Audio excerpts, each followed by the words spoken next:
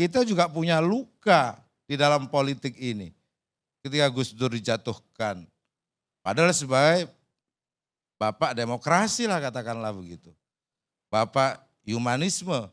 Tetapi kan tragis. Nah oleh sebab itu, oke lah yang lalu-lalu menurut saya ini ada kesempatan Pak Prabowo membuka diri. Sebagai negarawan, sebagai mantan tentara yang nasionalismenya tinggi. Ingin agar semua komponen ini kompak. Karena apalagi tantangannya juga berat. Apakah Pak Prabowo mampu? Belum tentu juga. Karena itu hal yang kompleks, sesuatu yang sangat kompleks. Tetapi setidaknya semua pendukung, semua yang ada dalam koalisi hendaknya memberikan teladan agar tidak terjadi gontok-gontokan.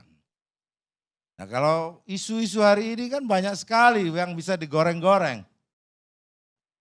Sejak isu fufu fafa, pagar laut, LPG, efisiensi, itu semua dari sudut pandang negatif ada, dari sudut pandang positif juga bisa. Nah, kesempatan pertama ini memang Pak Prabowo melakukan efisiensi anggaran dalam rangka untuk memastikan agar anggaran tepat sasaran. Di efisiensi sebagian kegiatan-kegiatan yang dianggap mubazir, kata beliau, atau kegiatan-kegiatan yang manfaatnya kurang itu diambil dulu di efisiensi. Yang salah bukan yang bertanya. Yang salah adalah yang tidak mampu memberikan jawaban. Kasus pagar laut, tanya ATR BPN, saya nggak tahu. Tanya ini, saya nggak tahu. Itu loh. Itu problem nggak? Negara mengeluarkan keputusan, ada SHGB-nya dan dia nggak tahu. Itu loh. Lalu kalau kemudian itu menjadi sesuatu yang meresahkan, ya resahlah. Mereka yang mengeluarkan kebijakan saya tidak tahu, itu loh. Lalu sekarang katanya mau bangun 3 juta rumah. Jelasin dong sama kita, caranya gimana? Gitu loh. Sehingga rakyat tidak mendengar janji yang tidak bisa diwujudkan. Karena tidak mengerti, kita akan ambil tanah-tanah yang hasil koruptor. Yang mana? Kita, nah kasih dong. Ketika nggak ada jawaban, jangan dimarahin rakyat yang bertanya. Ketika tidak ada jawaban, jangan kemudian yang bertanya seolah-olah kamu menciptakan kegaduhan. Nggak bisa. Apalagi kita dari Komisi 5 gitu loh. Gimana caranya? Saya pikir tidak ada kemudian yang menuduh bahwa itu sumber dari kegaduhan dan lain-lain. Tetapi bahwa isu-isu publik yang kemudian bisa menjadi kontroversi, ya justru karena pemerintahan sendiri tidak fix untuk memberikan penjelasan. Kita kan ada di dalam pemerintahan juga Pak Adian. Tapi kita juga harus bersikap objektif terhadap keadaan itu. Sehingga yang sekarang ingin disampaikan oleh Pak Prabowo terkait dengan kelompok-kelompok yang ingin memisah-misahkan itu pastilah dia akan menggunakan isu-isu yang populis di masyarakat. Yang itu tidak bisa dijawab oleh pemerintah, kan begitu. Dan itu lumrah. Jadi kelompok pemecah belah, lumrah saja. Ada. Nabi itu ada di dalam barisannya yang disebut kelompok munafik. Orang-orang yang bermuka dua. Itu. Dan itulah yang paling mengganggu di dalam kekuasaan. Di dalam dinasti kerajaan apapun. Jika di dalam istana itu tumbuh orang-orang bermuka dua. Nah itu menjadi sumber dari adu domba dan pecah belah. Baik. Dan termasuk bisa di luar Pak. Karena kan pendukung tidak hanya di dalam istana yang menjadi menteri atau yang lain.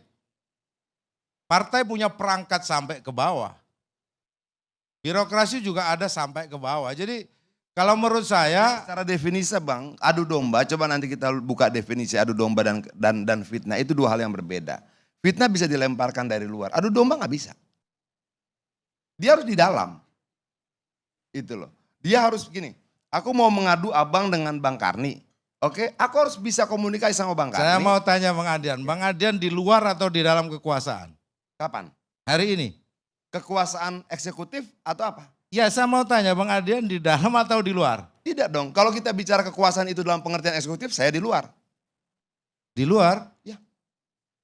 Bang Adian memang ada pembagian kekuasaan di Indonesia ini. Tapi apapun Bang Adian adalah bagian dari pemerintahan. Oh tidak, saya bagian dari legislatif, tidak eksekutif. Persis. Nah, tetapi kita mau terjemahkan pemerintahan itu siapa?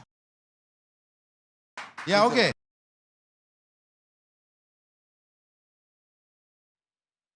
Oke, saya bisa teruskan. Bang. Ya oke. Jadi jelas Bang Karni, menurut saya adu domba itu bisa terjadi di luar dan di dalam istana. Apapun lah namanya. Kalau kita kembali pada lagunya Romai Rama, ya apapun yang membentur-benturkan, mengadu-adukan, membuat fitnah, membuat hoax itu disebut sebagai pengadu domba Bang Adian dalam makna yang lebih luas. Tetapi jika di dalam lingkungan istana, di dalam satu barisan. Jangan diadu dong, saya pakai KBBI, abang pakai lagu. Ya nggak seimbang lah, sama-sama KBBI lah. Jadi definisinya jelas. Oke, kita ya boleh. Nah, gini Bang Adian, saya bukan soal KBBI atau apapun, apa yang menjadi inti pesan dari Pak Prabowo, ingin stabilitas. Kalau Pak Adian sekarang mengatakan di luar pemerintahan, iya di eksekutif tapi punya kekuasaan legislatif loh. Anda bisa mengkritik, Anda bisa meluruskan bagian dari kecintaan dan atas nama rakyat dan wakil rakyat. Saya pikir itu bukan juga memecah belah Pak Adian. Itu bagian dari menangkap aspirasi. Iya, kewajiban sebagai anggota DPR. Jadi bahwa di dalam Pak Karni tidak menyebutkan ini pecah belah eksekutif atau legislatif. Ini membelah pecah belah Pak Jokowi dan Pak Prabowo. Kita kembali ke situ. Dan kita pernah menjadi pendukung Pak Jokowi dan sekarang kita menjadi pendukung Pak Prabowo, partainya Pak Adian.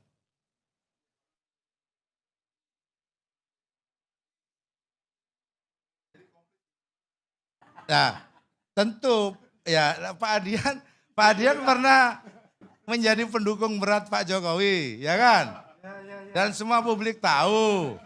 Iya kan? Nah, itu punya potensi juga untuk mengadu domba Pak Karni, maksud saya gitu. Punya potensi juga untuk mengadu domba.